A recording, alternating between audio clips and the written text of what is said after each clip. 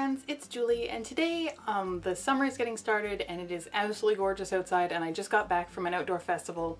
And actually it's my local Pride that I go to every year. It's only the third year in my little community, so I wanted to go and, you know, show that I support the community and everything. But there are a lot more outdoor things happening right now, and I really don't think that just because I have rosacea I should have to avoid them, even though heat and the sun and all those things are pretty much a worst case scenario for any for triggering and for any symptoms and signs that I have. And recently I also received some messages on an Instagram Messenger from a Rosy friend who was attending an outdoor event and who had a really good time, and it was a really important event, but she was really suffering. I felt really bad for her, and she was just looking for a few tips to get through it. But yeah, so I thought, since she just talked to me, I think it was yesterday, in fact, it was that recently, and because I just went through the whole thing today, it might be a fun topic to talk about what to do to survive an outdoor summer event and still have fun and get through it without a flare-up or a flush, or at least with as little as possible. And of course, you know, I've gone through all of my sun care and things like that, and I'm going to be doing an updated after sun care video later on in a few weeks. Actually, I'm just kind of getting all of my ideas together right now, but I thought that I would go through basically some of the ideas if you're actually at the event, or if you are just getting home from the event and your face is flushed and you are having a super hard time cooling down. Here are a few of the ideas that I go through to get my skin back under control after doing something like that. So I thought that I would share the type of things that I do to stay cool and to keep flare-ups and flushes away while I'm at the event, and then also what I do when I get home. When I'm actually at the event, I do try to do things like I always pack water with me. This one's pretty cool because it has this this lid like this, so it acts almost like a carabiner, so I can clip it on the outside, like on the strap of my bag, but it's also small enough that it'll slip inside my bag. It's a kid's one. It's got little sharks on it that say chomp chomp, but I don't mind. I mean, normally when I'm at home I have these gigantic ones going, but at least I always have water, and then I refill them whenever I can if I'm at an outdoor event. Yeah, I will have other things, you know, if there's lemonade going or something like that, I'll have that, but I am drinking water all the time as well.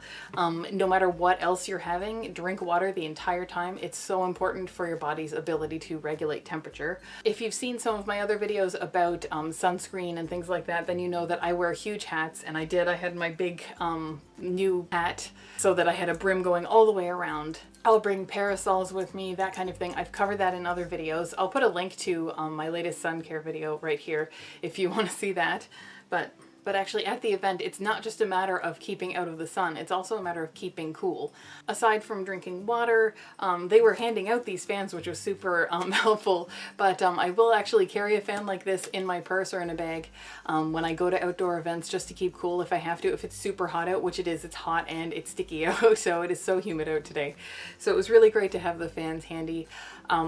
Staying in a place with a breeze, staying in the shade is always important. Also, if you find yourself getting really hot, do things to keep the back of your neck cool. I find, because sometimes I'll want to look nice or I'll have sunscreen on, I don't want to be splashing water on my sunscreen or makeup or whatever I happen to have on. I don't have makeup on. I have eye makeup on, but I don't have makeup on my face. I just have sunscreen right now. But I don't want to be misting myself or splashing water on my face, because that means I'll have to keep reapplying. So I tend to do things like, if I can go into the bathroom and take paper towels, I wet them and I put them on the back of my neck. I do things like I keep my hair in silly little braids like this so that the back of my neck will get a breeze. The reason the back of your neck is because when the back of your neck is cooled down, it actually cools down your whole body really quickly. It's like if you keep your underarms cool. There are certain parts of your body that if you cool them down, it'll cool you down really quickly. If you have a cooler with you, toss in a few of these little, mine are Hello Kitty, but that's just because that's what they sell at the dollar store. They call them boo-boo packs, but it's basically their kids' ice packs. They're gel, so they're like bendy, and they're meant for if you bump your head or something like that and you have a welt, so you want to put that on there. Well, I use them and I slap these things right on the back of my neck. If you can't stand the ice directly on the back of your neck, just wrap it in a towel or a little piece of cloth of some kind, and then just get it on the back of your neck. I find if I'm hot enough and I have enough of a flush, ice right on the back of my neck does not affect me. I am so glad to have that. And again, this isn't actually ice like an ice cube. That would be freezing. This is more of a gel, so it's bendier and it doesn't feel quite as freezing cold right against my skin. But yeah, so that's another tip. In a bind, a wet paper towel will do it. Just keep cooling it down and then reapplying. I also try to actually keep my anxiety under control in those types of events, because I find once I start to feel myself flushing or I feel that burning feeling in my skin, I start to get tense and I start to become upset that this is going to get worse and worse, and, you know, can I get this under control and things. If I breathe and really try and sort of talk myself through it and get calm, it will actually help to keep it under control, because anxiety is a real driver. It is a real trigger for me for my rosacea symptoms. So it's really, really helpful to me to be able to actually get myself calm, so that way it's only the heat and humidity that are affecting my skin and not something in like my emotions and something internal.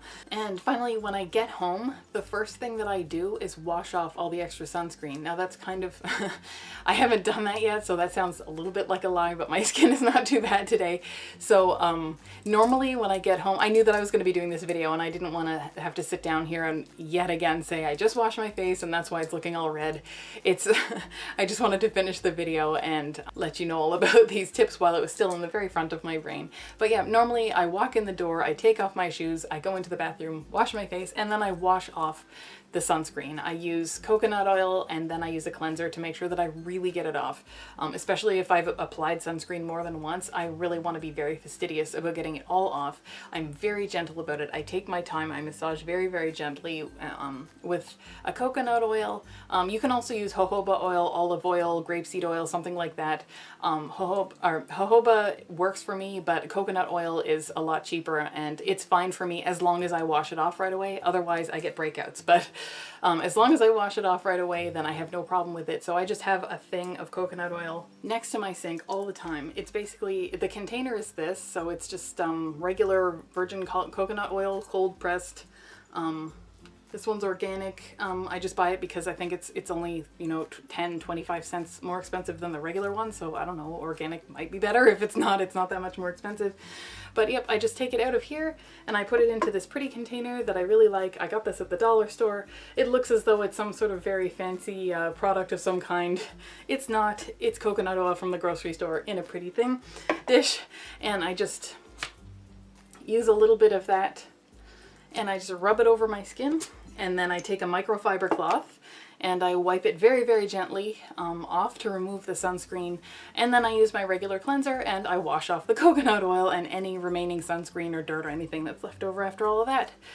So once that's done, then I will normally do my light therapy then instead of later on that night, because I normally do it right before bed, but I will do my light therapy right away just to get in a little bit more calming and cooling extra benefits into my skin right away to make sure that I'm giving myself an advantage to cool down. And then I moisturize and that's it. And I try and take it easy. I keep hydrating for the rest of the day. Hydration is so, so, so important. Flare-ups will still happen. I do still get overheated and flush at times.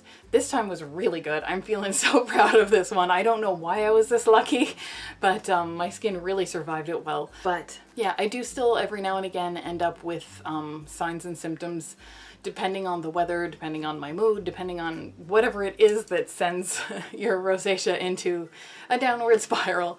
But all that said, when I do take these precautions and I do keep these handy, or at least have paper towels or something like that handy so that I can actually keep the back of my neck cool, because the back of my neck keeps my face cool, then with all those steps I can at least keep it to a minimum, and then by the time I get home I can manage any damage that's been done.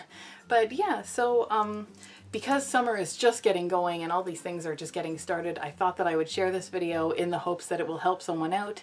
I know these tips aren't too revolutionary, but it's bringing them all together and then actually remembering to put them into action that really makes the difference. So yeah, so I hope this helps somebody get through a festival or two and have a lot of fun at the same time, because I really don't think that we should be avoiding going and enjoying all of these events and things. So I hope you liked this video. I hope it helped you out. I hope you found at least one new tip that you can use the next time you want to go out and do something fun in the summertime. If you did like this video and you want me to make similar videos to this, I hope you will give it a thumbs up. That way I'll know.